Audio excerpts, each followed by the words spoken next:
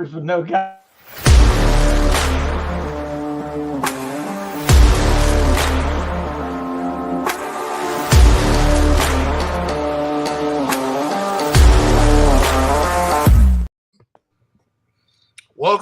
Welcome to another episode of the Final Whistle here on the Bama Standard Network. Come on in from Facebook, X, Twitter, YouTube, Instagram, TikTok. We're glad TikTok's back.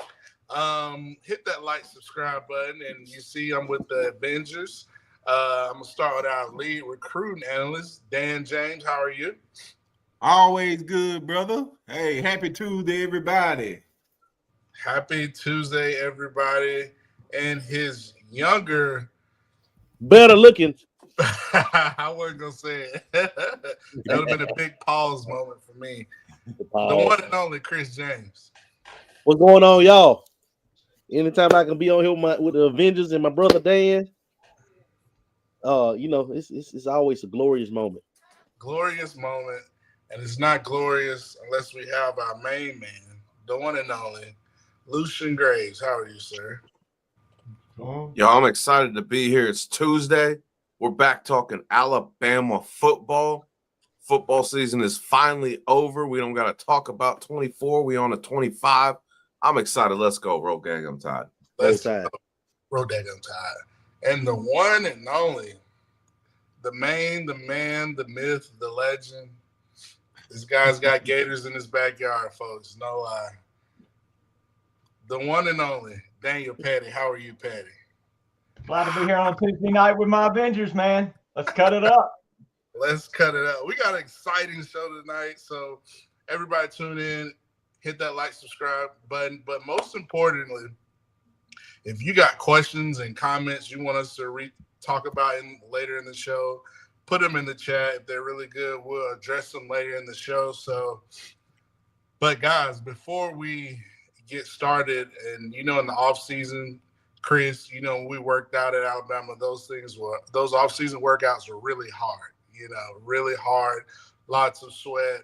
If you want to get your landscaping needs off to a rock solid, hard start, go to Limestone Inc. Petty, tell us more about Limestone, sir. I don't know if the stone is as hard as those summer workouts y'all had, but it doesn't go much harder than that natural stone at Limestone. RealRockStone.com. Have you ever dreamed of having that beautiful natural stone in or around your home? Well, don't settle for subpar materials. Check out Limestone Company's selection of natural stone products to meet all your project needs. Limestone is located in beautiful Adiana, Alabama, and is one of the oldest, most trusted sources in the state. So tell them we sent you by using the promo code the Bama Standard and receive 10% off your purchase of stone. Guys, seriously, if you're building a house, everybody's seen those houses in town. You're like, dang, I want that stone on my house. I want that old world look. Go to Limestone if you're building a house and get that stone put on your house. Get that beautiful dream home today. And man, get 10% off. Limestone, check them out. Check them out, Limestone. That way you can have that rock hard landscaping in your front yard, backyard, wherever you want to do it. So guys, we finally finished college football season the other day with those Buckeyes pulling it out in the national championship in Atlanta, beating Notre Dame.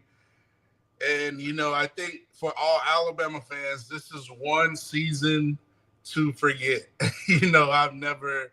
I haven't felt this way in a long time, starting from, the way we lost to Michigan in the Rose Bowl to like a week later, Saban retiring, guys transferring, guys in the portal going to other schools. We finally get the coach. We've just had a up and down rock and roller coaster, wave of emotions. But guys, I think the worst is behind us. It's time to look, as Lucian said, it's time to look to 2025.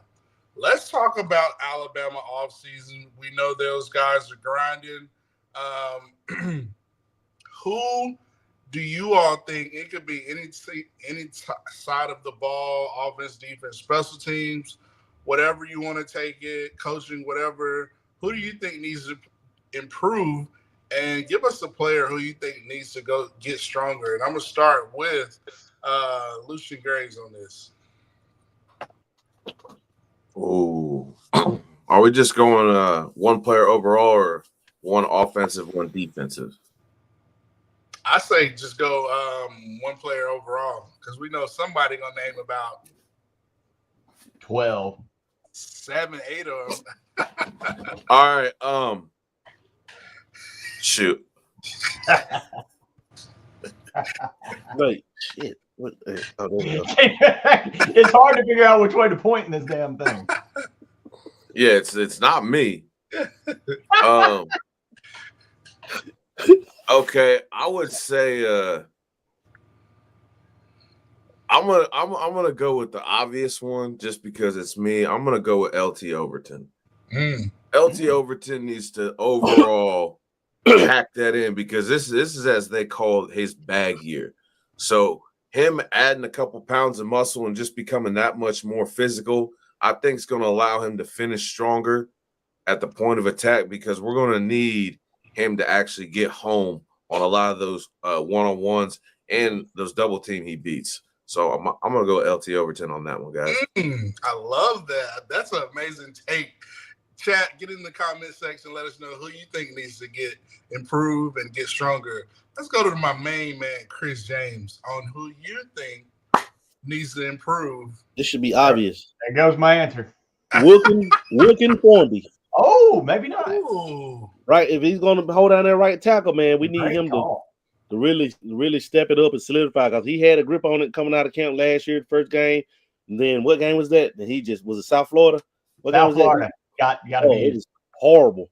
So he needs to learn from that, man. Get bigger, get stronger, and just improve on his technique overall, man, and eliminate those sacks. And we'll be if we can solidify that right tackle, we'll be a great offensive line this year. I like that.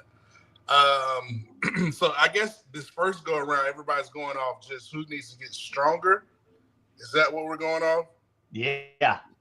Okay, so the second go around, we'll go off who needs to improve. How about that? I can dig that. Cool.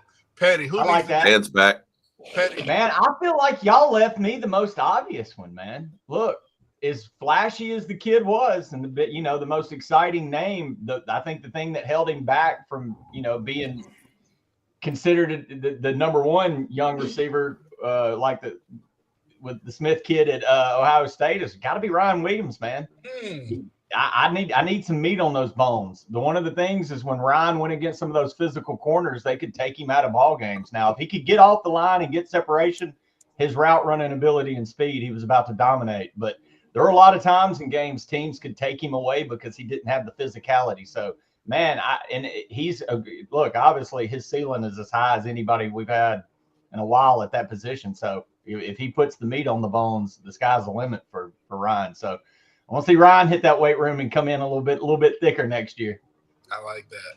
So we got Ryan Williams, we got LT Overton, we got Wilkin Formby. Dan, who do you think needs to get stronger? We're going to answer the B part of this question first. Give us a player who you think needs to get stronger. He's stuck. Dan's on 56K. He's answered it. She's going to come through here in a minute. Dan is saying, obviously, his Wi-Fi needs to get stronger. So I fill in for he got that Wi-Fi. I give you my answer. Can you hear that? A guy I want to see that gets stronger, Xavier Brown. He had a really good freshman year. But, if he gets stronger, he gets, continues to improve on his speed and gets more physical, this guy will be elite. He's already elite. So if he continues to get stronger, I'm going to go with Xavier Brown. Dan, can you hear us? Okay. Dan, Dan's move if you can hear us. Dan just hit so he won't get fined. He's like the running back. I'm just here so I won't get fined. Dan got that. Dan don't have that Wi-Fi. He don't have that Wi-Fi. He got that MiFi. Dan over there with that dial up. on the treadmill. Trying to get some Wi-Fi. So, guys, we address who needs to get stronger now. Let's talk about who needs to improve. I'm really interested to hear that. Let's go reverse order. Let's go with my main man, Petty. Oh, I don't want to go first. Huh? You have to. It's reverse order. About this for a second. I'll go first. I'll go first. I'm going to throw a rapid. Improve? Yeah, who needs to improve? Go, Pat. I'm gonna go with. I'm gonna steal because he thinks he got to get stronger, but I'm gonna go with Chris's answer. I think Will can forward me, man. If you're gonna take that spot. I don't know if I like that answer but no, I think you need to see a year 1-2 progression, get in the weight room, get that freshman fat off, but then take that next step if you're gonna be a tackle to hold it down. Give me one defensive player. I'm not sure that's the answer I like just yet. I was thinking. Give me one defensive player. I know who LaShawn going with. Give me one defensive player. Like I said, let me think for a second, man. I don't want to just give a candidate. Okay, go, Chris. All right. Offensively, Danny Lewis. Because if he's gonna be in that tight number two tight end, man, he really needs to get it, kind of get it in gear, man. Because we lost 2 big time tight ends, and then we lost another one to the portal. So tight end is a position that Cuevas, we know what we're going to get out of him, but Danny Lewis is expected to be our dominant run blocking guy, inline guy. So he needs to go defensively. Justin Jefferson, he's going to be in the heart of our defense. Mm-hmm. He has to take that next step and just be more than just a third down guy. He needs to be an every down backer. I like it. I can't wait to hear LaShawn. LaShawn, who's your player? Get Dan while you're here. Get me while my reception is with. Okay, Dan, we're gonna talk real fast. Give us which player needs to get stronger in the offseason. Okay, he's gone. LaShawn, there he is. Dan, which player needs to get stronger in the offseason and which player needs to improve? Give us your 2 names. Man, he already gone. He gone. All right. You talking? There you go. Let me say who needs to improve. Whoever takes over the quarterback position. Oh, okay. Like y'all can't hear me. I can hear y'all clear as day. Yeah, we can hear you. Who needs to get stronger? Is Wi-Fi? Dan on that Russian Wi-Fi. The Wi-Fi needs to get stronger. Dan trying to tap into the public library Wi-Fi. I would say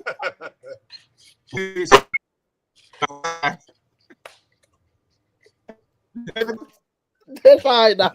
Man, he's using that Wi-Fi after somebody jailbroke his Fire Stick. He's got Wi-Fi he's sharing from Tanzania. Or no, Roby. Imagine it's him typing in, I want to see Tiffany Amber Thiesen's boobs, and they're just coming up one screen line at a time. He used the same Wi-Fi that the Michigan's kind of thing. Wow. His Wi-Fi is about as reliable as Spirit Airlines.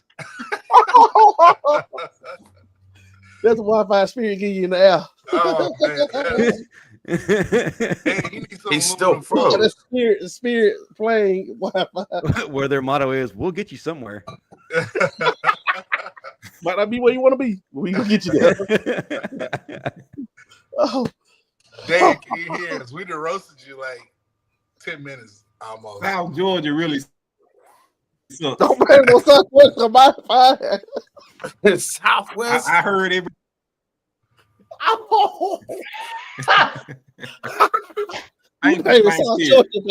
My internet working just fine. Chris, can we talk about your curtains? Are you at a Motel 6? Somebody leave the light on for you? Oh man, this is what teenage boys. I'm in that room. This is what teenage boys from what century? That was... Oh God! All right. Okay, Dan, we're gonna have to. Man, it look like shower curtain. Dan, do you got a player that needs to get improved?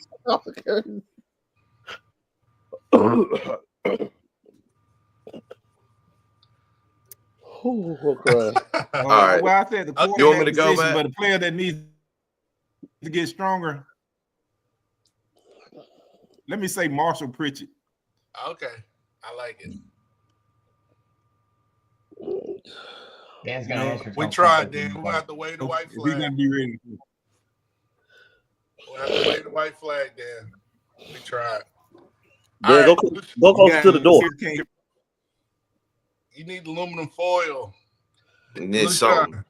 Hey, Dan, pick up your Wi-Fi, go to the window, and just throw it out.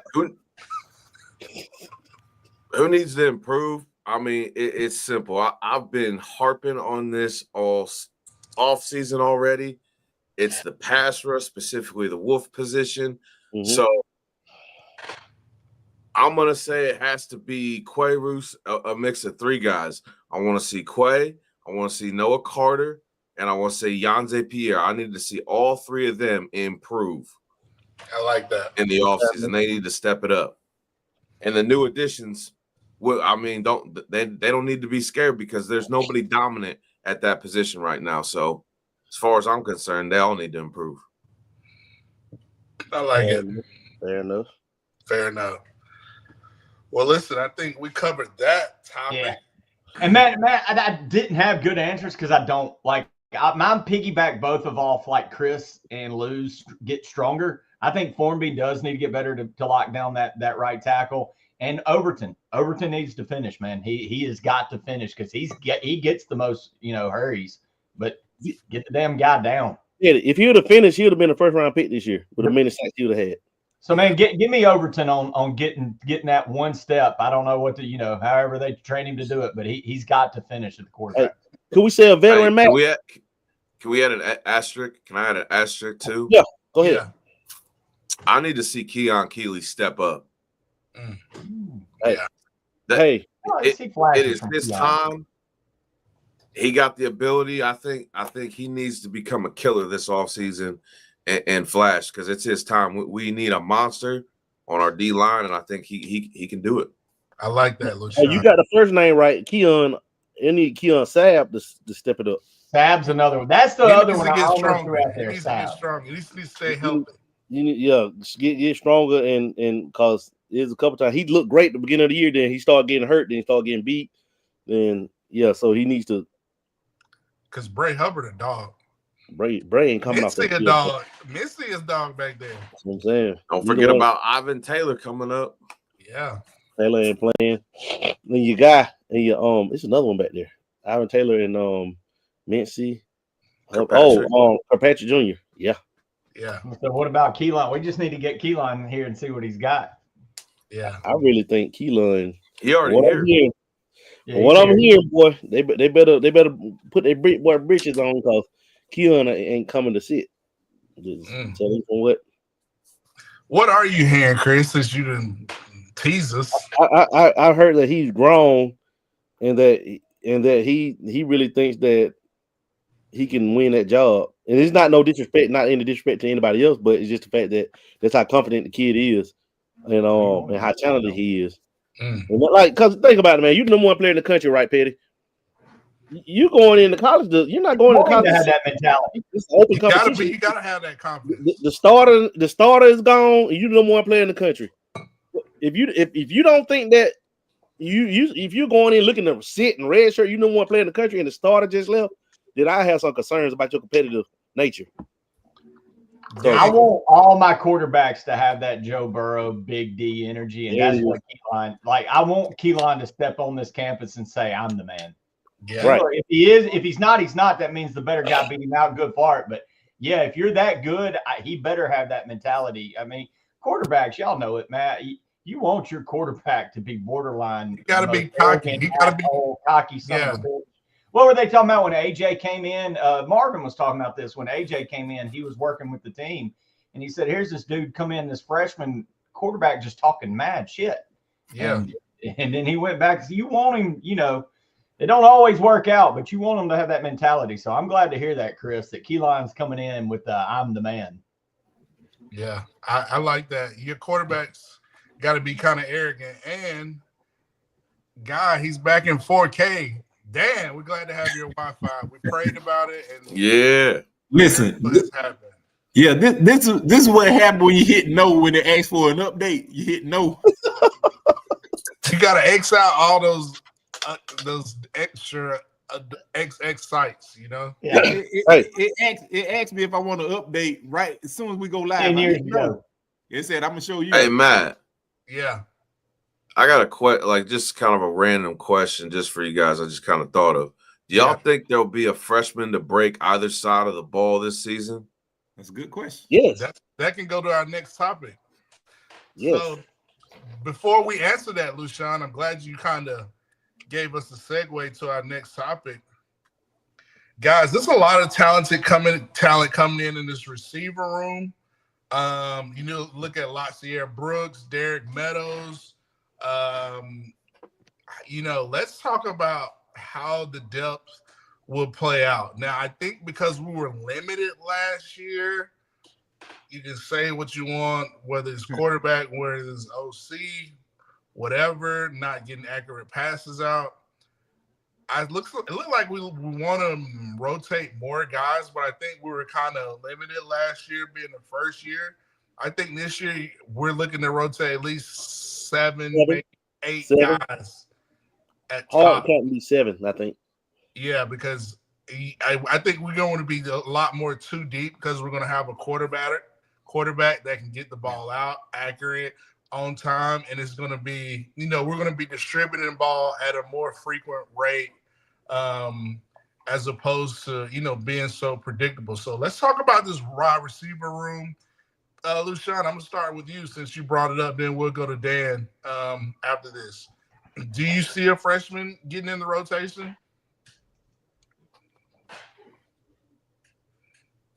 I don't necessarily see a freshman breaking in the wide receiver rotation just because you got to remember who we got coming back and who we all brought in.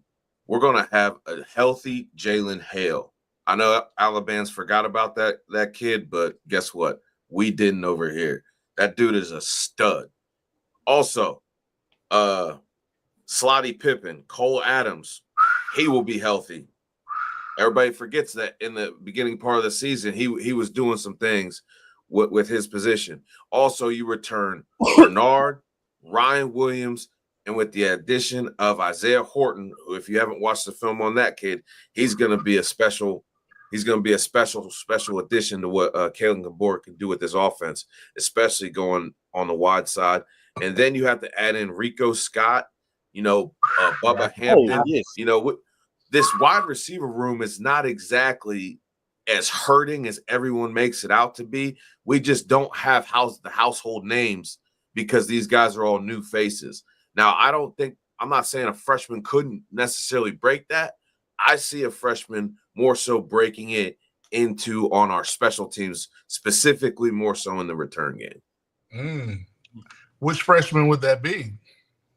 Oh, you already know who his name, Latsier Brooks. Latsier Brooks, I like it. Once he actually gets on the field and special teams, I think that helps him get on the offense later in the season. I totally agree. Dan, how do you see? I'm gonna ask this question different from you. We know Bernard, Ryan Williams, leading receivers last year. Give us, how do you think that first 4 wides will look like offensively this season? The next 2 receivers after that, how do you think that's going to shake out? Man, that's a good question, and I agree with Lou 100%. It's going to be hard for a freshman to crack that outside of special teams. You know what I'm saying? But the other 2, I would say,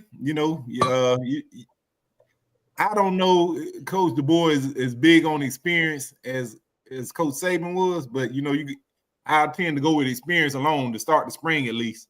So you got to say guys like Cole Adams, Jalen Hale, guys like that before you start getting to the other names. But it's going to start with Cole Adams and Jalen Hale or Rico Scott in that order. So 2 of those 3 will be your next 2. I like it. And but to answer the other question, Lou, I think it's possible on the offensive side of the ball for a freshman to crack the rotation. I'm looking at 3 guys. Okay. I got Michael Carroll, I got Marshall Pritchett, and I got Ackland Deer. So one of those 3, yeah, I expect to make a big. You got Marshall Pritchett over Edwards. Yes, Caleb yes, Edwards. I do. Wow. I do. Good man. I got Caleb Edwards.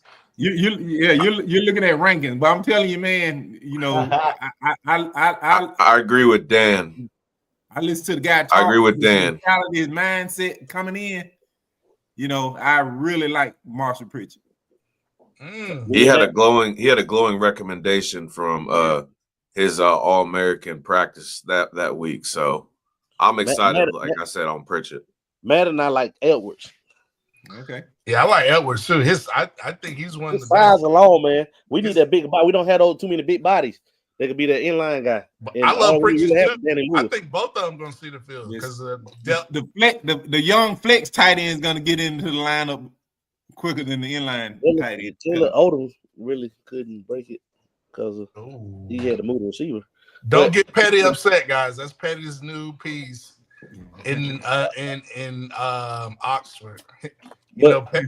I thought he went to Boulder. What's up, Matt? Chris, I'm gonna ask you a unique question.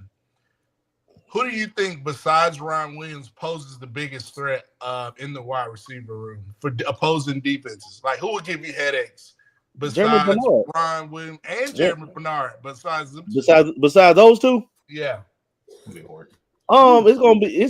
gonna be Horton and Hale. Hale could do a little more downfield threat. Horton is that guy that you throw to on 3rd and 6. You need that first down. Oh man, I forgot about Horton. Yeah.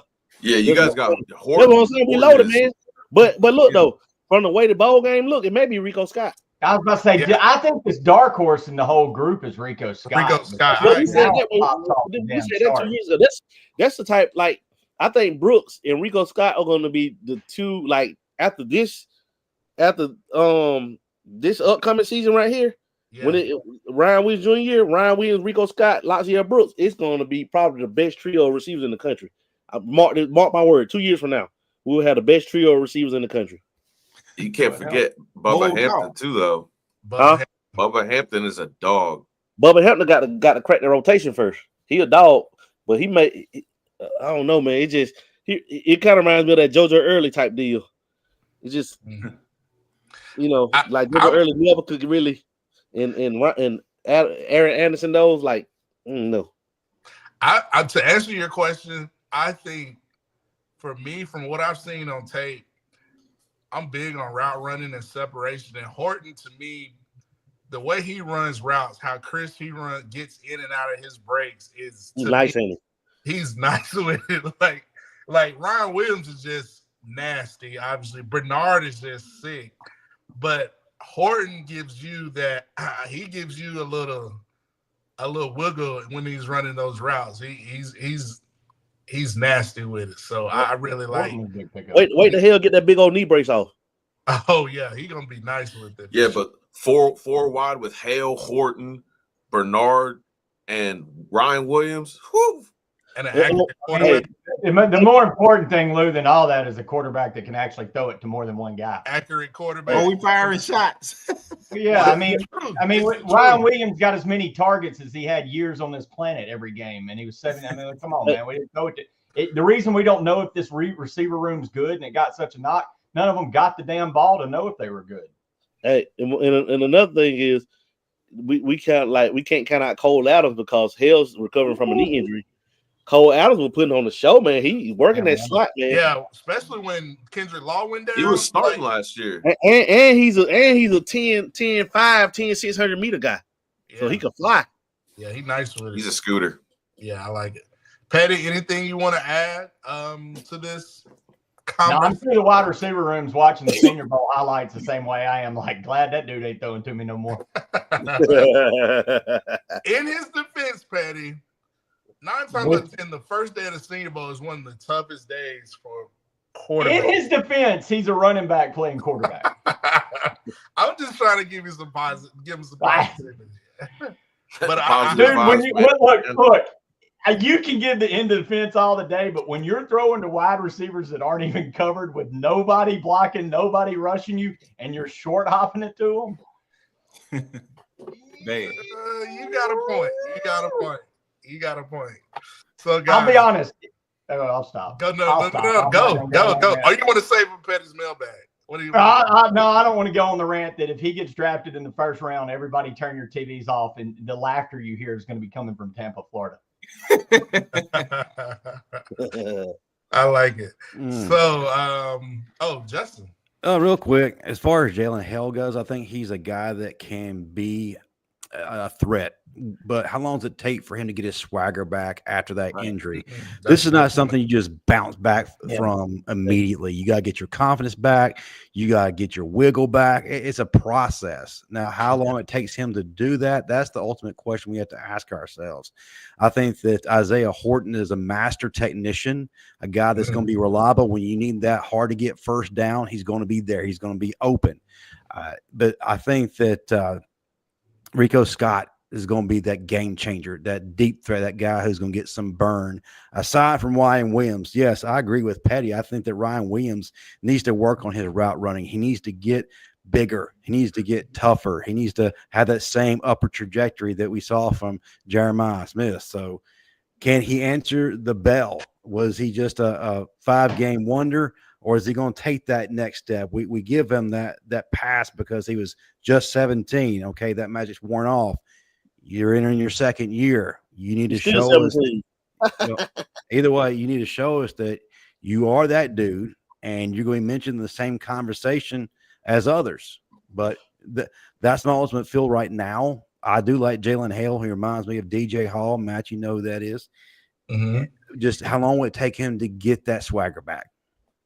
I agree. Chris? We forgot, man. And Bakwa's playing receiver too. Oh, yeah. I forgot about Bakwa. Jesus. I told you it's going to be like 8 deep. Oh, my God. He needs to go back to DB. Yeah. No, we fine at DB. We good over there. Nah, we cool at DB, bro. We cool at DB. He's not a receiver. I think he could be a Amari Cooper. Yeah, he's nice. He's nice. He just once he get used to it, he's gonna be all right. He was I like the better receiver coming out of high school. Me too. Me too. He had that wiggle like man. He ain't got that overly killer instinct to be a DB to me. Yeah, he wasn't. Y'all gotta understand. Chuck McDonald and what's your guy? Lee. Mustard. They're coming in to compete, man. And then you still got Day Jones that can play on the outside. You still got Mustard already there. Both of your starting corners coming back. Both of your starting corners coming back. They, and Cameron Calhoun. Calhoun coming. Oh yes, and Calhoun. See, oh my God, man, go ahead and Matt, Petty, go ahead and book the reservation. What the next championship gonna be at next year? I don't know. The Kool-Aid's flowing. I like it. Boy, it's flowing, baby. It's flowing. It's thick too. Well, you got a lot of sugar. You ain't about to pass on us with the lineup we just said. You're not going to be able to pass on us with that DB depth. No. Now, if we can get a defensive line to get say 35 plus sacks, yeah, you can book that trip. Book it for real. One quick interruption. The SEC, there's no, we're not looking at the SEC next year and saying, well, Georgia's the man on the top or Texas. Man, the SEC's up for grabs next year. So you get your crap together, and Bama's right back there at the top. Yeah. What are we going to say, Chris? One quick question. We all hate orange in here. Kentucky just gave Tennessee their first home loss. Awesome. Good night. Awesome.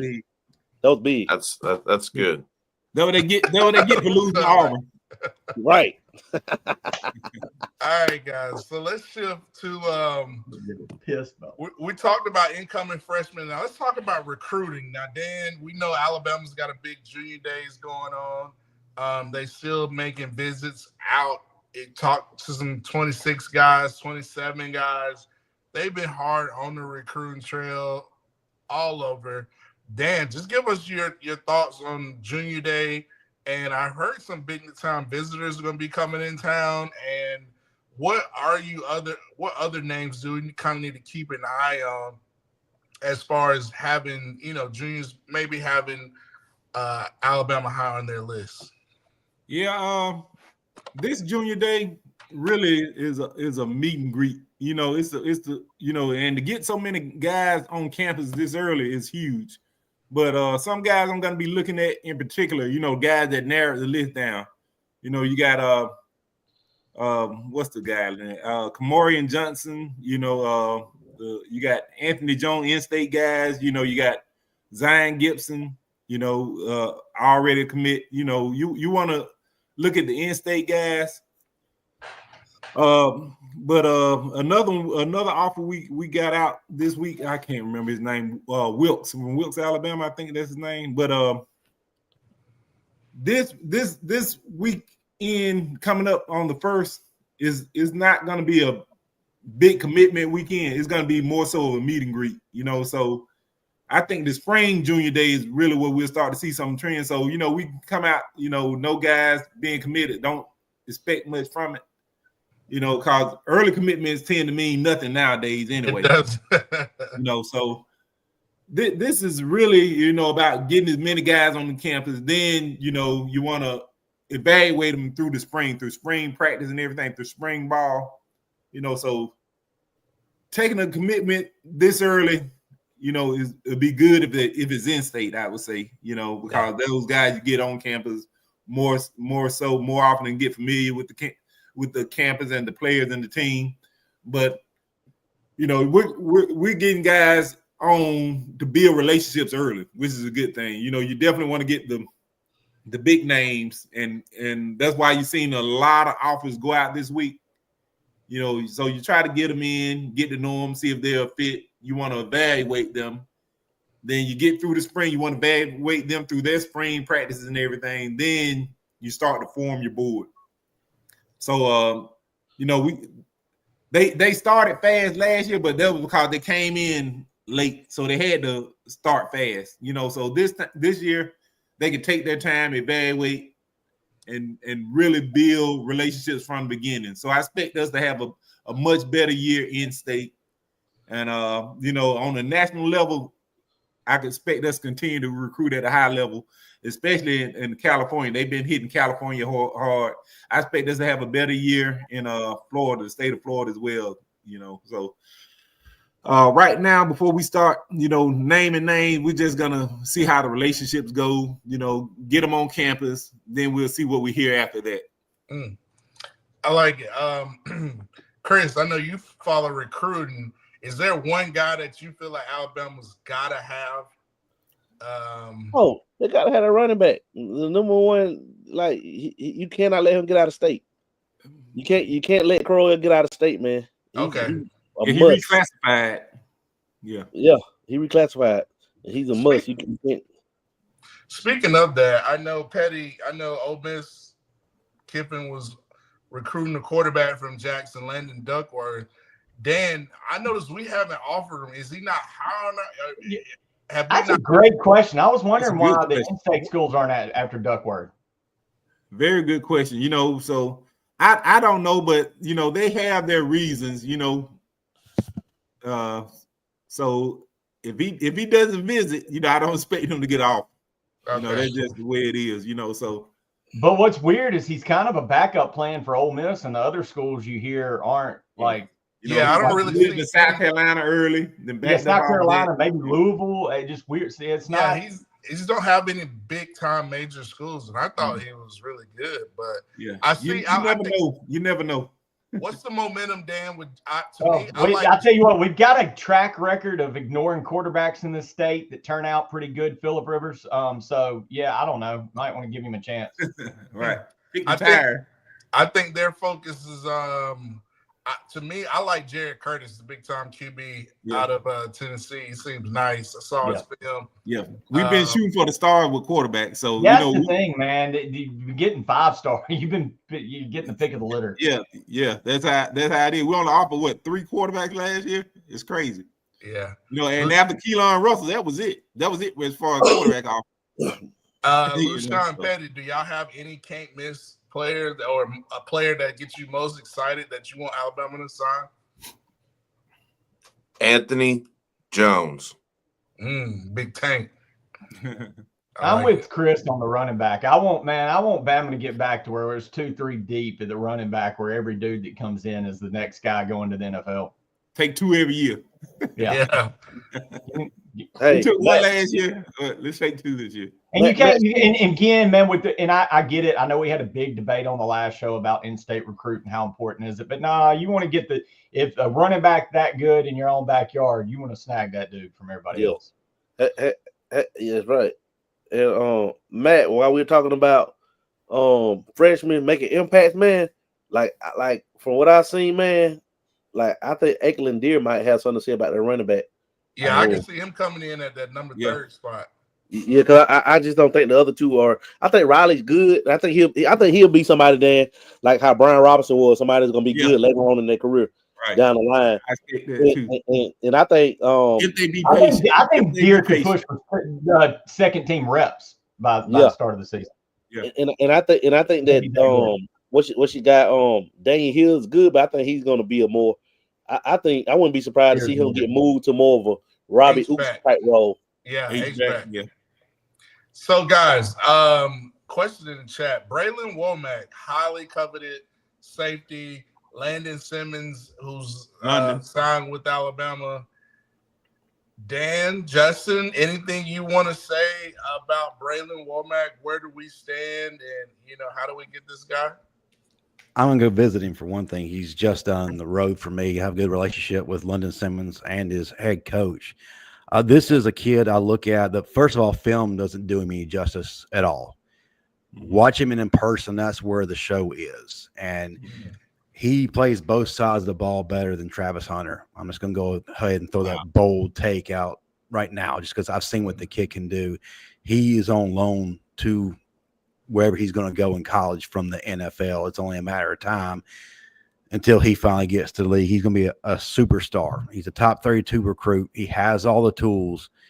My question is, what's ultimately going to get him from Alabama being in his top 12 down to his top 4 down to his number 1? This is a kid you got to have. He's one of those generational guys. I like him. I love him. How do we get him? He had Ryan Day visit today. Yeah, I would say, that's Alabama's biggest competition is Ohio State. I think he's definitely going out of state. He's definitely going out of state for school, and I'm looking at either Alabama or Ohio State. Petty, I know you're cover, Ole Miss. Justin, you're in the state of Mississippi. Mississippi got a lot of talent, which they always do. Always do. Always. I mean, it's just they always had talent, but. I know it's a big time receiver over there that's pretty high on Bama as well. So Tristan I think he's in Starkville. Am I correct? Starkville can produce some dudes. Starkville has been known to produce a receiver or two. Yeah, Chris played with one of them. Millens. 1-5, one Feezy. That's it. We were just talking about. I played with two because Thurman Ward played both sides of the ball too. Yeah. Awesome. Oh, the younger Millens. I said this. I gave bad advice on Cunningham. I thought Cunningham was Bama and wouldn't change his mind because he had so much sway to go to state and didn't want to go to state. I don't think the Keys kid. Yeah, I'm hearing. I've got a good track record, but I think Bama's in a good spot for the kid. Bama's got such a good track record in Starkville, and especially for the kids that don't want to go to state. That's their hometown, but who wants to stay at that school?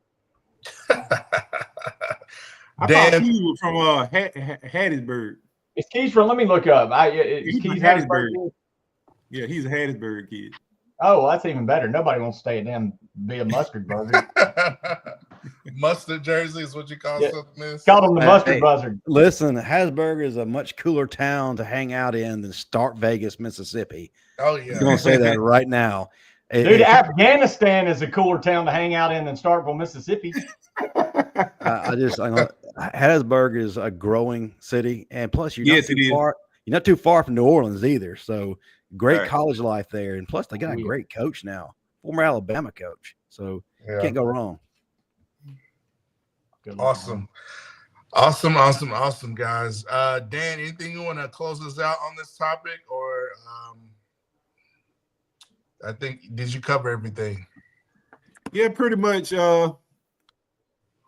This junior day don't take too much from it. It's just about relationships and the staff getting to know kids, and kids getting to know the staff.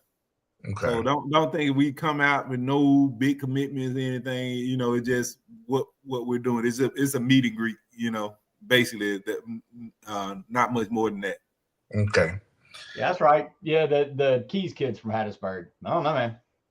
Yeah, you hearing good things on him, Dan? Is he leaning Bama's way?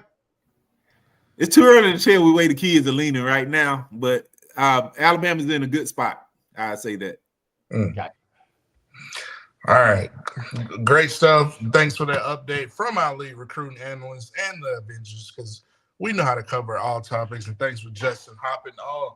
So, guys, let's go to when you get ready to watch the Super Bowl next week. You're going to need, when you're eating all your chips, going back and forth, going to get snacks, wings, back and forth, you might get a little sweaty. So you're going to need a towel on hand. And what better way than to have a Title towel from wetwillsports.com. Amazing crimson tide. Imagine if you got them, mine getting washed. Hey, Junior, bring me my towel. Amazing Title towel that you can have. Everybody knows it is a trademark and people know about that Title towel. So you're going to need it this season when Alabama hopefully brings that number 19 title to Tuscaloosa and bring back Title Town with Title towel. That's wetwillsports.com. Go to wetwillsports.com. Go get you a Title towel. Use the promo code STANDARD. So, guys, we've discussed a lot of different topics. I think we've had a lot of great engagement. So, guys, Chris, we're going to shift from on the field to on the court. And we're going to let you, Dan, and Patty discuss Alabama's versus Mississippi State preview.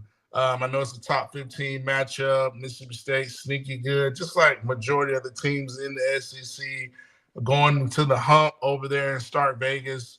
Guys, the floor is yours. Yeah, always a tough place to play. Guys, the floor is yours. And listen, let's talk about Alabama hoops. Yeah, man. Go ahead. To pull out a win, with your lead scorer, another win, with your lead scorer having the type of game that he was having, your top two guys, because Nelson, he was struggling in the first half, and Sid was struggling. I was like, here we go. It's one of those days, you know what I'm saying? But, and then we were without Darian Reed, so arguably three of our best offensive players, the not get anything from in the first half and to still be in the position that we were, that was tremendous, and LSU came to play, man. They really did. I thought it would be another, 100-pointer against LSU for a third straight game, but they came in. I give it to them, man. They came in. They were crashing the board. They were out hustling us. Luckily we had Diabate being Diabate. He lives for stuff like that, and he's really been thriving in the role. But Bama chiseled out. I would say chiseled out a tough win. So going into that's the type of I guess a game that you need going into the hump, because Mississippi State same way. Blue collar team. They're gonna try to rough you up. They're gonna try to bump you off the screens. When you come around the screen, the shooter's gonna get bumped, brushing off the screens. A lot of that. They're gonna try to beat you up. They're gonna try to out hustle you, out physical you, muddy the game up. So we might as well get prepared for it. And LSU was a perfect game to get prepared for the type of game that we're gonna be seeing. So I expect us to have another hard fought game. Pause. Yeah, you crazy. Yeah, I believe that. So did. I believe that the game that what just happened with Mark Sears, I believe that was the best thing that could have happened because I believe he's gonna come out on fire tomorrow night. I believe he's gonna go off and just straight eat tomorrow. And if it's one team that has Mississippi State's number, it's Bama. Yeah. Like we've been had like a lot of success. Kentucky, North Carolina. Yeah, we had lots of success against Mississippi State under Nate Oates. And and it seems like we play so focused on the road. So I expect like whenever we play on the road, like when we've been to Kentucky, when we've been to South Carolina, it's like we play focus in conference on the road. So I expect us to be focused tomorrow night and do some damage. And it's good, man, just to see that you didn't have Reed. And how many times like Cliff was a no-show first half, you know. Yeah. And whenever your leading scorer has 0 points in a game, you think if somebody told you that you still won, your leading scorer had 0 points, you'd be like, huh? Because we scored 100 on Illinois. We beat Illinois ranked that's playing really well right now with Mark Sears didn't score any points. We just beat LSU. Mark Sears didn't score any points. So that just goes a testament to the depth that we have because that Aiden Holloway, man, let me tell you, man, I go to war like that kid right there, man. Aiden Holloway and Phylon, like Youngblood is rounding into form to what he's supposed to be. And it seems like and the more Stevenson keeps shooting, getting out that slump. That's the thing, Chris. Imagine if we can get this guy going. If we can get this guy going offensively, it's gonna be ugly. Man. Yeah, it's because he was a huge catalyst to our run last year in the NCAA tournament. And then if Youngblood gets back to that AAC Player of the Year form that he was in, man, to add to what we already have in Sears, Nelson. He's been having very quality time and minutes off the bench, man. Youngblood's put up some good numbers here in the last several games. Yeah, man. And he's getting the minutes that Wright said would have gotten. You know what I'm saying? Wright said may be a little bit better shooter, but I think Youngblood's a better overall player because he can defend too. He's tough. He's a tough perimeter defender, and he can get to the basket and make things happen. He's tough, man. That kid can go, man. And he's and with the way that our team is like simulating, I really think that they'll go in there focused tomorrow and handle business. And it's going to be a work like they're going to be like Bama is playing like the number 4 team in the country, and I think it's going to be another brick into hanging in there with Auburn because Auburn's been having some close call. Their number's going to get called soon. They've been having way too many close calls. Way too many close calls. You keep knocking on that door too many times, somebody gonna answer it. Yeah, and they think they can just bully teams. You know that ain't gonna always work. Yeah, and then Broom played, so ain't no excuse because Tennessee really should have beat him. Well, that's what I'm saying. He's not 100%. Somebody's gonna get him. Yeah, it's coming. All right. So, what do y'all think this game gonna play out? You think Alabama's gonna sneak out a grind Bama by 8. Victory? Yeah, man. Look, Chris said it, Bama's played better on the road than at home right now. You've gone up to Rupp and won a game. Starkville is going to be a nasty environment. They do, man. Josh Hubbard's a hell of a player. The Matthews is nasty down low. You're going to have to deal with that. But more than anything, winning in these type of games, it comes to depth. And that's what the benching of Sears showed more than anything. He could do that because he had the luxury of depth. You've got Holloway that has been coming off the bench, putting up 22. You're talking about Amari not showing up. Well, it doesn't matter when Diabate is coming off the bench and giving you 20 points or doubles each night. Right. It's just such a luxury of depth. But, man, it's a grind out game. You go to Starkville, but I also think it's a game Bama can end up winning by 8 to 10 points because I think the deal with State is, I mean, they are defensive, they are gritty, but they can't. If Bama scored and gets going, and they had an off night against LSU, you don't expect it 2 nights in a row.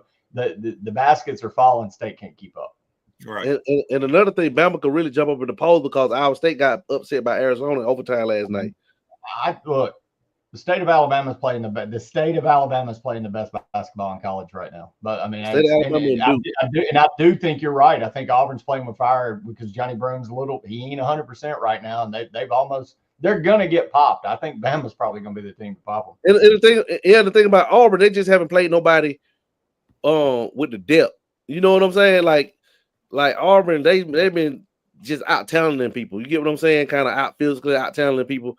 When they play somebody who bring guys off the bench, that's why I think when they play when they play Kentucky. So, do you think Coach DeBoer took any notes from a head coach at Alabama benching a star player at a point guard type quarterback position or not? What do you think?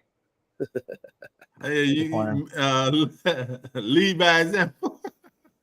I think so. I think you're gonna see it. That brings me to my next topic. Like, it's not the next topic, but Antonio Caldwell said that as I didn't see your. We're on the same wavelength, Antonio.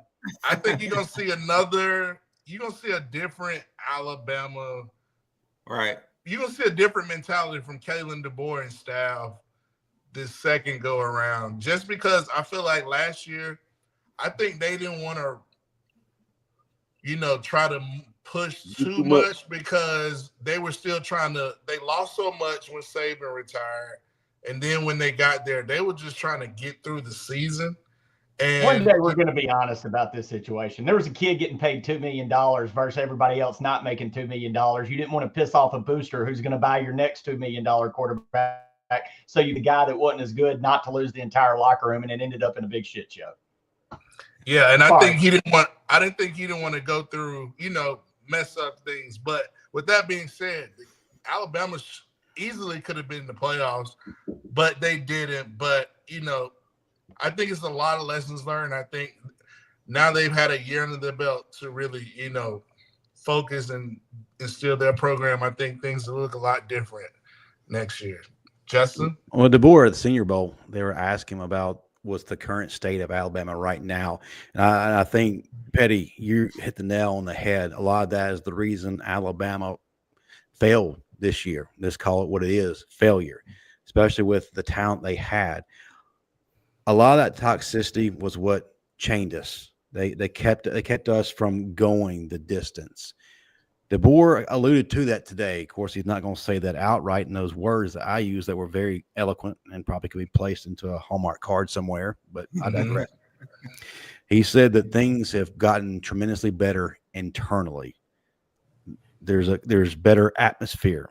People are breathing. People are buying in.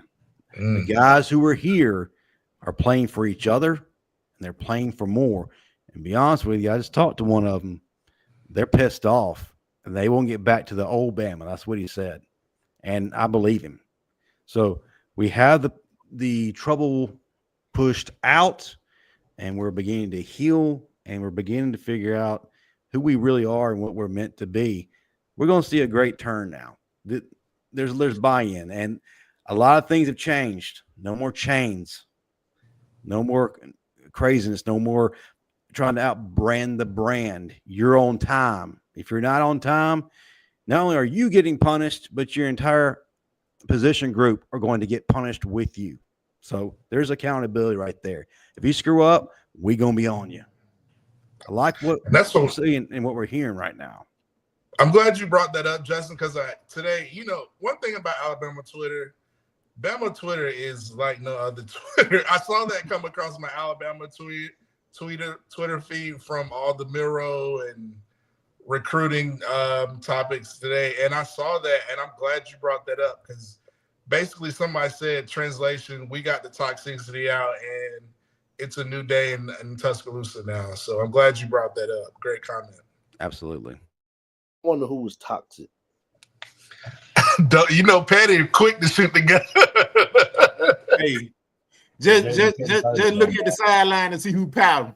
Yeah, the one pouting, not talking to anybody on the sideline that likes to short hop. No, I'm gonna shut my mouth. I'm gonna say this though. I do want to take a second to make an apology. This is insane. I know everybody's gonna think I'm freaking crazy, but when I moved to Tuscaloosa, there was a quarterback that just finished at Alabama by the name of Jay Barker. And they could have built statues and shrines of that dude all over Tuscaloosa the way they talked about Barker. He was literally a legend, a hero. And just in the last couple of months, I've gone on this weird YouTube rabbit hole of watching the old early 90s Bama games, the Tennessee games, the Iron Bowls, just because mainly, crazily enough, mainly for commercials and the time and the era. I just kind of wanted to see it again. But one thing that caught me was Jay Barker was a very below average quarterback, guys. Wasn't very good at throwing the. He couldn't throw the football. I'm surprised they ever won a damn game. That defense running game was amazing. I'll say this. I know I've caught. I'd take Jalen Milroe 27 times in a row before I take Jay Barker, and I know I've trashed it. Hey, I think it's a testament to how we judge quarterbacks these days because we've had Tua, we've had Bryce Young, we've had Mac, we've had dudes that could spin it, and it just set the bar to a level that unfortunately made it kind of tough. Guys like me, a little tougher on Milroe, which I don't think he's a great quarterback. I'm not admonishing all the things I've said. I think he's a running back playing quarterback. With that said, he's still better than a lot of the quarterbacks that have been here. Right. Jay Parker was bad. Hey, but I'm telling you one that was good. Like, he was a manager, Justin. I get it. I know I'm treading on. I'm treading on holy ground with that. No, I'm not disagreeing. You know who else? You're right. You're right. Though he wasn't a guy that was going to get you beat. He's going to do just enough to get you where you need to be. Who else was? It was win on D, count on me. That was it. Yeah. And they understood that. You know who else was a running back playing quarterback? Yes, Tim Tebow. But what? 100. He was a winner. He was a winner. Tight end playing quarterback. But yeah, Jay understood his role, and when the offense needed something, what'd you do? Right, deuce. Yep. he was a leader. And he got the ball to his playmaker. Or you feed it to Derek Lassick, or watch the Sherman shake when he got to the end zone. I know there was a Saturday in, I think, 93, 94 in Oxford, and Ole Miss had Bama's number. Jay wasn't moving the ball, and a guy by the name of Tim Bowens fell on Jay Barker and about broke him. And then they brought in David Palmer, and it was lights out. Ole Miss had no idea what to do with that dude running around behind quarterback. It was, man, yeah, it was play defense, don't screw up. If we need something magical, put Deuce in. Hey. And one quick thing, Matt, while we still on that basketball topic. AJ McCarron could throw it, dude. I disagree with that. AJ can make every throw on the football field. Yeah, AJ, that pass he made to Amari Cooper in the Iron Bowl, still one of my all-time favorite passes. That was the SEC championship touchdown pass to Amari Cooper. Oh my gosh. Oh yes. AJ made the throws, baby. Hey, but I was looking at the schedule, man, for basketball, looking at Auburn. They got LSU tomorrow, but dude, they go through a gauntlet, man. They got Ole Miss on Saturday at Ole Miss. Okay, then they got Oklahoma at home. Then next weekend, Saturday, Florida comes into Auburn. Then they go to Vandy. Then they go to Tuscaloosa. So we finna see how good Auburn really is. They come out of that unscathed. Yeah. Yeah, we got that's the game where we give them the Iron Bowl trophy. They give it back to us. Now they give it to us. I know. Oh yeah, because we still got it, huh? Yeah, we still got it. We have to present it to them to present to us. That's the only time they get to touch it. Just the Iron Bowl trophy for a minute. Well, listen, guys. Patty, do you want to do your mailbag or you want to go straight to Q&A? I got questions. I can do it real quick. Y'all want me to shoot through it? Yeah, shoot through your mailbag. Then we'll go to Q&A because I know some of the mailbag already leaked early in the show. Petty, if I'm in a fantasy dynasty league and I need a running back for this upcoming draft, who are you taking out of this college back? Ooh.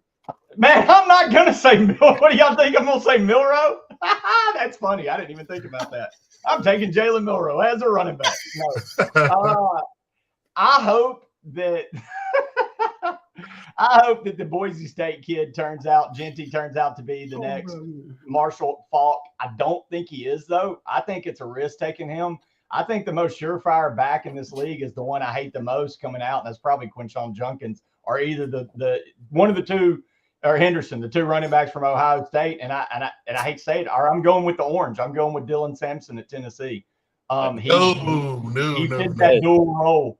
Donovan Edwards. I think those are the best. Who you going with? I like Edwards from Michigan too. Y'all know who I like? Who? Go ahead, Chris. I like Scatterboo, baby. Arizona State. Do you think I love the he's gonna be a stud. He's gonna be a stud, Petty, because he can play. He translates. Heck yes. without a doubt. With what he does in today's game, let's be real. The white dude in me is like, hey man, we got a great white hope at running back, but the dude in me is like, does it translate to the NFL? Don't Hey, Petty, you got to see how that dude the way he hits and the way he bounces off tackles, the way he absorbs contact and keeps his balance, and he can. He's a nightmare, dude. I would not want to deal with that dude. He's a bowling ball. Hard nose. Well, what do they call it? Future rallies now running back position. Dude, what'd you say? Let New England Patriots get him. or Jim Harbaugh there in San Diego or in LA. He'll show you what to do with him. He goes to the right system, man. Scatterboo is gonna be a steal, dude. He's gonna be a value pick because I seen backs in the league this year. It's sometimes where I seen the starter get hurt, and then the backup. You were like, man, it's like the league is lacking, man. It makes me want to throw up in my mouth, but I think the most surefire pick, if you're going to pick a running back in the draft, is Quinshon Judkins. This value is Scatterboo, baby. Did he declare? Yeah, Judkins declared. Yeah, Judkins declared. Dude, it's a freaking rat race at Ohio State. Both coordinators gone. They don't want to coach with Bluto. All their players, they got a lot to replace, man. Ohio State. They better be spending that money. On defense, they only bring back Sonny Styles and Caleb Downs. That's it. Petty, do you think Alabama or some SEC team will take back the college football reins next year? Yes. No. I think the SEC is in a season of cannibalization. And I said it earlier in the show, I don't think there's that surefire. I think we're going to beat each other up. And I think a Big Ten team is going to skate in there 10-11-1 and not have the scars that the SEC, and it's going to make it easier run for the playoffs. Until the Big Ten gets as competitive as the SEC, I think we're hurting ourselves. And tell me why I'm wrong, Matt. You got your finger up. No, you're not. No, I heard. I saw some article they were saying that possibly the SEC championship in 26 might be in jeopardy. I don't know if y'all had heard of something about that. It came through my news. Yeah, because Notre Dame can get there to the championship without playing no conference championship. Why would you play the game? And that's the thing. So these teams are fresher in that playoff and the grind of the SEC, man. We are coming in behind the 8 ball. They were basically saying 25 might be the last year for the SEC championship. It should be. It should be. Man, that game has no luster. Like this year was no luster whatsoever. Atlanta tradition, but Texas is all, we're here, we're so excited. No one said we could get here, and everybody else is like, nobody cares. Hey, after Bama beat Georgia with Milroe in 23, that was the last. That should have been the last year. That should have been it. Yeah, so be on the lookout for that. Petty, anything else you got? Petty, I saw on Facebook you recently met the Big Hurt and said he was one of your baseball heroes. Is that true? Look, I know I've made some jokes on here about the Nugenics, yada, yada. But no, yeah, Big Hurt is like next to it. My Petty's Mount Rushmore of baseball. This isn't the best players of my generation. This is my Mount Rushmore. It's Donnie Baseball, Don Mattingly, Big Hurt Frank Thomas, the Kid, and probably Ricky Henderson, because he's my favorite human to ever play sports. And man, it's a toss-up between Mariano Rivera and A-Rod and maybe King Caminiti, because good God, that dude ate steroids and threw 147-mile-an-hour shots across the diamond. It was magical. But that's my Big Hurt was on my Rushmore. I got to meet one of my Mount Rushmores of baseball. I love Frank Thomas because I got WGN in Jackson, Mississippi, but they didn't play the Cubs. They would play the White Sox. And Hawks picked a click. Every game was always the Big Hurt. So you can put it on the board. Yes, love the Big Hurt, even though I'm glad he hadn't seen our show and all my jokes about the dicks are dripping. Who is the greatest TV football character? Ooh, man, I had to really think about this. TV. You said TV. No, that ladder. Woo, see, I went a different direction. It's between two guys. It's either Nigel Groff from the Replacements, because dude, when you got a kicker that's wiry and can make that kick and with a cigarette, give me that dude. But if not him, it's Alvin Mack. Look, everybody kill the quarterback, make his mama cry. Petty, can I tell you what you say about my mama? What you say about my mama? You poop up mama. Can I tell you too? Everybody. I want to. Who you got? Uncle Rico. Uber Mal. Uncle Rico. I was gonna say the quarterback from go ahead. From not necessary roughness. Yeah, necessary roughness. In the backup quarterback behind Paul Carew. Deucey. Juicy. What's his name? Carew's back up. What's his name? You know what I'm talking about? Quarterback that couldn't throw. Yeah. The Hispanic dude. That is so good. Oh, That's jeez. a good one. I'm going Latimer from the program. Latimer's a good one. I Place just at remember the table. watching the program, and I was just like, "Oh my god, this is the best movie ever." Yeah. Obviously, Halle Berry was in it, but Latimer to me, just to see how he was emotional, the roids, everything, how passionate he was, the face paint. I mean, I couldn't get enough of Latimer, man. That movie. Oh, and then they played Welcome to the Jungle, and they did the Oklahoma drill, and you're like, "Let's go." Let's go. Who's next? You got an answer, Justin? Who you want? I got two guys. Hey, listen up. How in the world can you have this conversation without mentioning Tim Riggins? Oh, Tim Riggins is a good one. And that's on the offensive side of the ball. On the defensive side of the ball, man, 1A, Julius Campbell, 1B, Gary Bertier. Bertier. Oh, we're going there. Bertier. I thought you were going to say Sunshine. Nah. I'm expecting Lou to go full. I don't give a piss about nothing but the Tide right now and say Forrest Gump. No, I hold one movie way more dear to my heart than I hold all the others, and that's Any Given Sunday. Oh, Any Given Sunday. Willie No, Steaming Willie Beeman. Pacino. Lawrence Taylor. Oh, Her name is Willie. Beeman. I keep the ladies.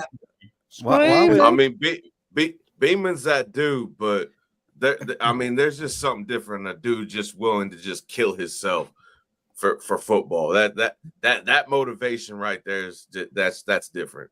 Nobody's got his own. The big dude on Wildcats is always trying to hustle people. Chris tapping into his. Chris, what are you doing? What are you doing, Chris? Oh, that's what it is. It was getting a little scary. He was going lower and lower. I was like, Eat pig feet sandwich. Nobody said, what about Spike from Little Giants? Oh, that dude had his calf muscles massaged. If you're going to say Little Giants, you got to go with the Icebox. Icebox was the man. Man, I haven't seen that one in ages. Such a good man. I all the right moves. Tom Cruise at cornerback. That dude, man, no pass interference, and they win state. All right, that's it. Final. I have one though for the crowd because my man Smoke Dixon is insane, and I want this settled. We can settle it on the show. I want y'all settling it in the chat. What is the greatest dream team of all time? The '92 dream team with the man Michael, Barkley, Bird, Magic, Robinson. I mean, you stop right there. You stop right there. My man Smoke Dixon says the best NBA Olympic team of all time is the Redeem team with Bron, KD. Look at Lou. Lou's shaking his head. Yeah, I agree with him because the Dream Team was old as crap. Kobe? Hell no. With Kobe? Yes. They wouldn't beat that team with Kobe, Durant. No. The Dream Team was old, man. Them dudes at the end of their careers. Hey, if they played their prime, there's no way they mocked them. If you listen they to weren't in their prime. talk, if you listen to those NBA legends talk, but they weren't in their prime. They say themselves that the Redeem team will beat them. So yes, they have. They have in podcasts. The Redeem team was in their prime, man. Are we going to throw out that team that Shaq was on? Like 36. How old was Bird? How old was Magic? They were old as dirt. And Isaiah wasn't on. Bird was laying on the sideline most of the games, like drinking beer, trying to get the back right. Hey, and check this out. And Isaiah Thomas got hosed because he's supposed to be on there, but Michael Jordan didn't want him on there. And that's why Michael Jordan hosed Shaq and they ended up with freaking Christian Laettner. Yeah. Shaq. But he really holds Isaiah Thomas. So that's why. Anything with Black Mama with Kobe, LeBron, Durant, all of them in their prime. Come on, man. Kevin Durant. Yeah, no, sorry. Wade, yes. So What about the dream team where you had Shaq, Hakeem, David Robinson, Reggie What was that, Miller? 96? That's the 96 one. Larry Johnson, Alonzo Mourning. That wasn't really a dream team, though. Better. 96 can definitely be the redeem team. Yeah. No. Justin coming in with the 96. Crazy as hell. No. It's crazy as hell. Ain't beating them. Y'all young cats. Ain't no young cats. Thundercats. It's listening to people that know basketball and them it's saying like that it wouldn't old happen. man strength, though. You had Charles Barkley. He would have slapped them kids around. They wouldn't have known how to handle that. No, he wouldn't have. Well, Karl Malone, too. Good Lord. Malone and Jordan would have. Those days were tough. Basketball's a two-way sport. All them dudes. All that little Basketball's a flopping two-way and whining sport. that they do now, man. No, come on, man. Ain't none of them dudes staying. Ain't none of them dudes staying with any of those guys defensively at all. Listen, ain't none of them jokers taking the charge from Karl Malone. Karl Malone gonna be tired from trying to keep up. Dwight Howard would have had all that on lock, bro. Man, tripping. No, Man, Dwight Howard. Now I was good. Y'all forgot about Orlando Magic, Dwight Howard. Are y'all tripping? I was good at Dwight Howard until, man. I'll go with Mamba. 6'10", 270 pounds of muscle, Dwight Howard. Y'all tripping, man. Dumb. It's a great argument. Get in the chat, guys. So good argument. I like this one. Let's get to the question and Q&A. I know we got some guys. Great job on Petty's mailbag and love the basketball talk. And y'all figure out who the best TV character of all time in sports. We need to play these freshmen. They said Dwight Howard was busy crying because Shaq made fun of him. They said, do we need to play these freshmen to keep them from transferring? I mean, yeah, we got if they prove themselves, yeah. If they prove themselves playing, but yeah, you don't give them nothing. I think play them, just play them. If Keelan Russell does not win the starting job, I think Ty will be the guy. But I think you still need to implement packages where Keelan gets X amount of snaps per game to get him involved, to get him satisfied, to where he doesn't think twice about leaving. But also, too, it's helping you for the future. It's giving him those valuable reps. So, yeah, absolutely create plays for him. Give him a certain amount of reps. Everybody wins. I like it. Chris, what are you doing, man? He's showing off your picks, man. Late dinner, going to your gut. I'm like freaking out over here. I have to go to bed in like 10 minutes. I got to be up like at 5. Oh, no kidding, man. I left my violin, man. Sounds like my first break. Well, you should be asleep then, sir. Let's go to how do you Richard Master says, how do you think Barkley would do at receiver since he's been playing both ways? I think he'll get rotation. I think he'll get in the groove, especially with guys, Hale coming back, trying to find his stepping. It's going to be different, though. Luckily, he played in college D1 football last year. It's just he's got to get used to playing it on the opposite side. And I think it's going to take some time, but I think he'll be nice with it. He'll have every opportunity, and by him doing a bowl practice there, they help him out. They help him get a jump start. You think he'll be running dig, post, pivots? Man, no, I can run them routes. If you either run routes or you can't, ain't no right, Matt. Yeah. So that's what I'm asking. You canny or canny? Yeah, athlete. I'm sure he's an elite athlete that runs a 4.3, of course. Richard Masters with 2 great questions back to back. How good is the transfer running back coming in? Reliable. Don't keep forgetting about him. One stop, one cut. That dude's nice, man. He's nice. I forgot he was on the roster. God, dog, yo. No, we loaded, That's man. We are loaded. Like a freshman, honestly, a freshman coming in and breaking any rotation is going to be extremely difficult because last year we had so many good freshmen that stepped up in the positions they were at. Plus, we added significant talent through the transfer portal, especially at big need time positions. And we beefed up our secondary for absolutely no reason. We didn't need to beef it up, but we did. Our running back room maybe didn't need to get another running back, but we did. So, but Ackland Deer though, he tell him Petty. If anybody can break I'm not saying. I think Deer has a shot to break the. Man, that dude is special, y'all. I'm a Mississippi running back homer though, so I like the Mississippi backs. It won't. Run the game for this season, repeats this season, then fire the OC. Yeah, I don't think the running game will repeat this season. I think you're gonna have a quarterback that knows how to get in the right play, actually studies the playbook, studies the defenders, and gets is on the same side with the offensive coordinator. He'll be like a coach on the field. Like, I think he'll know how to be like, oh, we'll be able to check.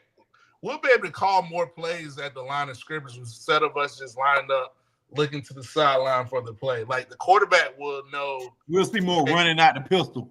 Yeah, they will know, okay, they're doing this. They're showing this look. Hey, check. We're going to do this. Like, it will be – I think you're going to have the right QB in place. And it's going to be like a coach on the field. And then the running backs will be able to get in the rhythm. They'll have 10 to 12 more touches a game because they can never get in the rhythm because he kept pulling it. They were never able to get in the rhythm. And he knows how to run an RPO. So, and he knows how to carry the play fake. So, I'm just saying. Plus a good running game is a new quarterback's best friend. Yep. Great point, Lou. That's a good question. Yep. Basketball guys with Nate Oates. Right. Will Nate Oates opt for NBA? What are your thoughts? Look, man. He's not an NBA coach. If the NBA calls, you don't. I mean, it's one of those things. It's hard to turn down. And I hate to be that guy. But I think Oates is different. Oates has had. I thought. Here's the deal. If you were worried about Oates, he didn't leave when bigger basketball programs came knocking. He said, "No, I'm sticking with Bama." And I don't know. I think Oates is. I've got something to prove here type of guy. I think we've got Oates for the long haul, guys. Plus, I don't think he's got basically an NBA staff. Just about all his assistant coaches are NBA coaches. So he's like, right. What it is. Great question from.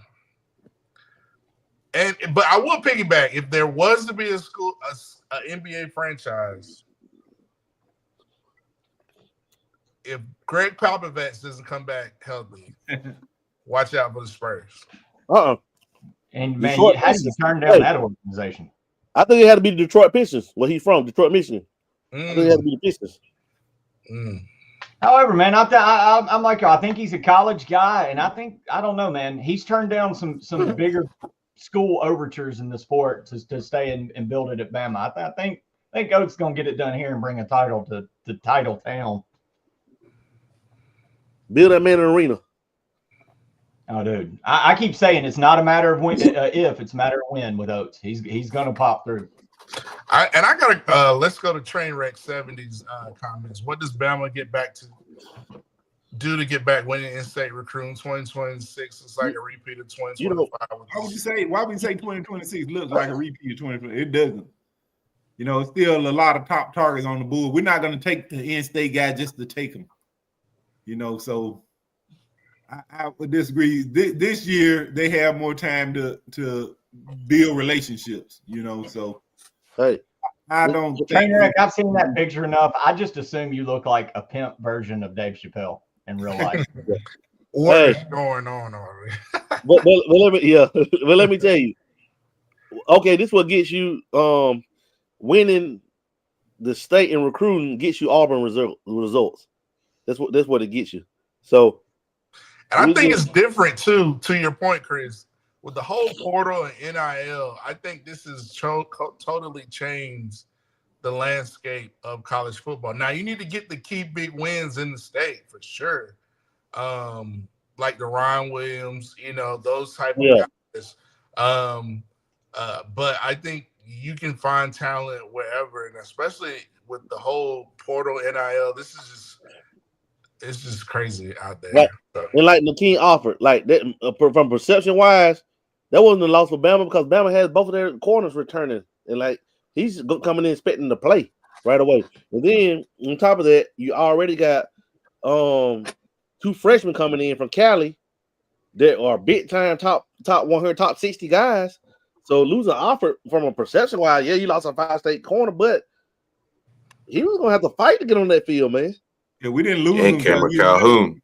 And Calhoun coming with Dijon Lee, Chuck McDonald, Ivan Taylor. And you got both starters returning. So I mean that's sometimes you didn't miss. Sometimes like that's why I don't think Bama pursued like that. No, and to be let's example, that's what doomed Mark Rick at Georgia. He would get so much pressure to sign these in-state kids that he didn't need, that weren't at positions at need, but they were from big-time schools or big-time names that you didn't want to go off. And he made a lot of recruiting misses not going after needs because he was wanting to win the in-state Georgia kids, and that was a big problem for Rick. And that's when Kirby turned the corner at Georgia, won the damn. But he started recruiting the type of guys what he needed system, instead of worrying about the 5-star chasing and getting the guys that fit his system, whether they're a 3-star. The 3-star here might be, and people will laugh like, how Kirby missed on this guy, but this guy right here turned out to be a doggone beast. Like guys we haven't heard from, like nobody knew about, like who some of them guys that he had up front. That's how we used to be. When our 3-stars were hidden, you know, the Marcel Darius, you know, yeah. So. Yeah, the Miko Ryan, well, the Marcel Darius, the Miko Ryan 3-star. Yeah, Vontae Smith. Yeah. With Eddie Josh Jacobs. Eddie Jackson, doggone Josh Jacobs, they missed on him. Yeah, Jacobs, they went and had to catch him playing basketball because we were so late getting on him. Football season was over with. Guys like that, man. What's the receiver name? Norwood, Kevin Norwood, guys like that. Darius Hanks. you know, yeah, to get guys that fit your system, man. Chance Warmack. Definitely. Now that was the one. Like, Dan told me about him. He said Dan told me about him like years ago. Dan was like, dude, this Chance Warmack dude, boy, is so nasty. He is gonna be a big time. And sure enough, that boy came in and he was an animal, man. I still don't think it's been a more physical guard at Bama since Chance Warmack. Yeah, he's my favorite guard. He's our favorite guard. Landon Dickinson was the best center we ever had. Was the most physical center we ever had. I think from a technical standpoint, it's Ryan Kelly. But as far as like we haven't had nothing like. And think about it, man. Those guys that we get, those tend to be our best players to ever come through Bama. The Javier Arenas. You know what I'm saying? Like that's why I tell you that start, man. Don't worry about that star, man. We looking for dogs. Dogs. you get that stars from recruiting, from going to camps and the what we call it, the underwear Olympics, Matt. Where there's no pads on. It's the underwear Olympics. T-shirt and shorts. What you can do, how fast you can run, blah, blah, blah. But with the pads, like my best friend in the NFL that played. Kirby came to Tuscaloosa and got a dog, Kamara Lassiter, 3-star. Yeah, there it is. He's killing now. Like Darryl Smith told me. He said, man, those stuff don't. He said, man, when you put, he said all that OTA stuff. Man, he said, well, when we put on the pads, that's when you know who the dogs are. Yeah. You put on the pads. All that. Oh, he runs a 4.4 and he jumps a 48-inch. Man, let me see what he gonna do when that thumping gets, when the bullets get to flying. Yeah. Last question. Do y'all see Michael Carroll starting at left guard? Ooh. No, not off the rip. Not off the rip. Because Cam Dewberry. Chris. You know what this situation is? This up? is a Tyler Booker situation his freshman year. You're going to see him play, but you're not going to see him start until I'd say probably later in the season once he gets a footing. But you're going to see that plug and play. I think that the same thing you saw with Tyler Booker. Hey, but look, you got. You're going to scare me with Cam Dewberry tackle a little bit. I think I wouldn't mind seeing Cam Dewberry play right tackle. Hey, that's what I'm saying. That's why I think Carroll gets. But you know they got the love fest with Geno Vandermark. They got the love fest with him. And then I don't know why. And then, yeah, I'm right. And you still got. I don't know why. Because he played for the O-line coach in Michigan State. He played for Cal. That's why. But then you got a guy like Rock Montgomery and a guy like Olaus Alien. Guys like that. Olaus Alien. Rock Montgomery. It's one more. Casey Poe. Yeah. I'm not saying that, but Michael Carroll is a different animal. type of player. Yeah. That we have not seen gonna have to in beat that out some level studs, of man. aggression. Well, with that happened, that athleticism. We've had freshmen come in and do that before, beat out some studs. That's what I'm saying. It wasn't Casey Poe a nasty disposition too. Yeah, I like Inada too. Yeah, I like them guys, but Michael Carroll is different. He's different. He's smart. Like he's just like, I would say he's like that lineman that like we haven't gotten in a while. We got a little bit of it with Booker and Latham, but I think Michael Carroll might be that next Alabama like top tier offensive lineman that we put out. Because I mean, we churn them out. Some Barrett Jones type stuff. That type. Just some. I'm gonna hit you in the face, and I'm gonna keep hitting you because it's fun. Like Landon Dickerson said, he chooses violence. Let me ask a question though. Does it always have to be a very, very violent? Because we've seen a technical type like the Ryan Kelly's, the Barrett Jones. That's been successful too. Yeah, but you gonna say them dudes weren't violent? Man, Parker Breath is either or. He do it how you want. Yeah. But you're gonna tell me both of them dudes weren't violent, Chris? Who? Barrett Jones wasn't known to be no really violent guy. He was a beast, though. But because he played all five, he started at every position on the line at one point or another. He was he was so skilled. Yeah, he was very skilled. Yeah, he was. But skilled. you ain't gonna tell me you can't play all five positions and not be violent on the offensive line. I'm not saying he was no Tinky Winky, but what I'm saying is he wasn't like he was no Mike Johnson. Now, Mike Johnson was a violent dude. Mike Johnson, Womack, guys, Dickerson. Those are Vallejo's. Those are some violent guys. We who else? Cam Robinson was not violent as a guy at the tackle. Oh, Cam Robinson was. Cam and what's the other one? Cam and Leatherwood. Yeah. Cam just loved hitting people. Yeah. Especially when we play LSU because he's a Louisiana kid, so he really loved it. See, we need to get back to having tackles that like to hit people. Yeah, for fun. There you go. Like the tackles that want to go after a defender, not just. Left out the main one, DJ Fluker. Oh my God! Right, Fluker. Right. Well, dudes like that center that's transferring from Notre Dame. They need to go after that guy. Y'all seen the video of him before the playoff game? No. Oh yeah, the one that he was talking. The one he was talking. God put this here to fuck these people. Yeah. Let's go. Man, dude, I was ready to run through a brick wall. That dude will make you run through a brick wall. Did you hear how they broke it down? Yeah. 1, 2, 3. Yeah, that dude's I like that dude. Sign me up for that guy in the portal. I'm not big on offensive linemen in the portal, but Coogan. He's in the portal. Yeah, he's in the portal. Coogan. Oh, I thought he signed with Tennessee. He did. No way. Did he? Don't give me that news. I think he signed with Tennessee already, dog.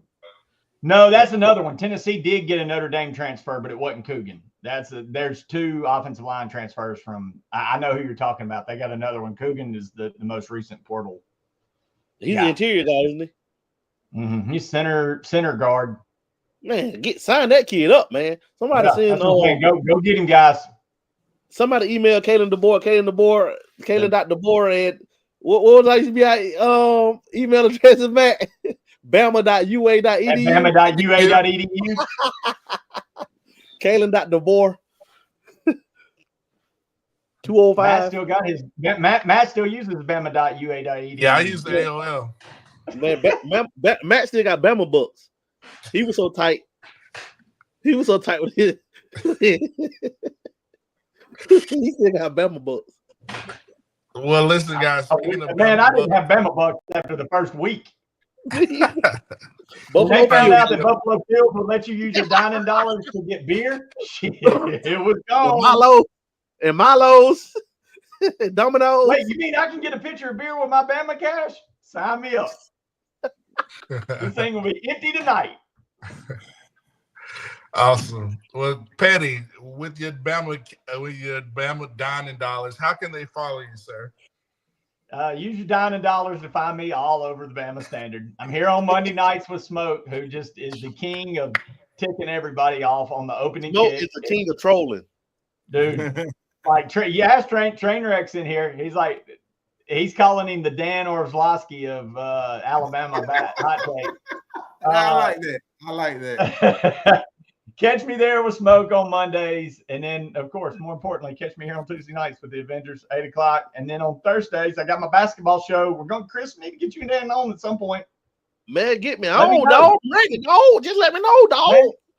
7:30 Central, going hard in the paint. We're going to be talking about how Bama handled Mississippi State and Starkville tomorrow. And then we'll be previewing the game for Saturday. And then you're going to be on the come and be a guest on the what is it, Matt? What we gonna do? We bring Chris on. When you bring Chris on, Petty, introduce me to Chris Ames because he got no J. Oh, boy, my J sweeter than yours, boy. Oh, is that a challenge? We gonna record it live. We gonna record it live, Matt. I think we have to. I think we have to. I think we need footage. I'll play it on here. We'll play it on this show. 50-yard line, after the flag football game, going to 10. Are you Chris lose a free throw shooting contest to a blind man? Chris, how can they follow you? Chris? Yeah, I'm playing again this year. Okay, it's gonna be glorious. I had how many catches? I had a couple touchdowns, some catches, interception. I'll Chris, how can they follow you? They can follow me on Facebook at Chris K. James Sr. I almost forgot, man. On X at Coach Chris James, and on Instagram at final_Wilson_Chris. Petty cracks up every time I say that one. Every time. Lushawn, how can they find you? Eat wings. You can find me on X and Rolu241, Facebook and Instagram, Lucian Graves on Tuesday night exclusively. You can find me here mixing it up with the Avengers, talking about how great Alabama is going to bring back the Bama Standard. And as always, roll daggum time. Roll daggum time. And James. Yo, man. You catch me on X at the Final Whistle Dan. You catch me Tuesday nights right here on this very network, the Final Whistle with my Crimson Avengers. You catch me every other Wednesday night. So we won't have a show tomorrow. Next Wednesday, the Crimson Dynasty, 7:30 p.m. Eastern, 6:30 p.m. Central. I will be there. Awesome. Protro has a piece of my heart, but the answer is Deuce. Protro always have a piece of my heart, but the answer is Deuce. But Protro, man, I don't think people understand how good Protho was, man. Protho right here, man. Protho could play man. Deuce. I just grew up on Deuce. There wasn't a time where they brought Protho in and everybody in the stadium knew they put him in at quarterback. He's going to be running around the end for a 2-point conversion, and there ain't shit we can do about it. You put Protho in the 92 offense, man. Let me tell y'all about Protho, man. See, he put David Palmer in an offense today. Protho was on his way to becoming a Heisman Trophy finalist with Reggie Bush in 05 before his jump up. Like, he is pound for pound the strongest and best football player Matt and I ever played with. Like, y'all don't understand. Wow. Like, I'm dog. This dude, it was nothing he couldn't do, man. I mean, from basketball to football, this dude right here was the most dynamic athlete I've ever played with. Give me pro on that one. Pro was give different. Me pro. Dog. It's hard for me to go against the Deuce. I hold the Deuce so high. I hold Deuce in different regard. The Deuce is, I'm like Matt here. Deuce is one of those. It's like Derek Thomas. He's just in a different. He's almost in a glass box of Bama players. Deuce was before his time. That's you put Deuce. No, God bless Deuce was born in the wrong era because he was born in the wrong era. He should have been born now, playing now. But look though, man. Just turn on that South Carolina film from 2005 with Protho. Go back and watch like the first 5 games of that year before he got hurt. That Florida game. That dude. Oh man, he was lighting it up the Florida game. Oh my God, man! Like Pro was different. He the reason why I still got this crook in my neck right here. All right, guys. I thought they came when I choked you out today. Ooh. No, that's on this side. Well, listen, we talked so much tonight. That's another reason to tune in next week here on the Final Whistle. Same night, same time. See you next week. And you know, we like to end on those famous 2 roads. Roll that gum. Give a pit.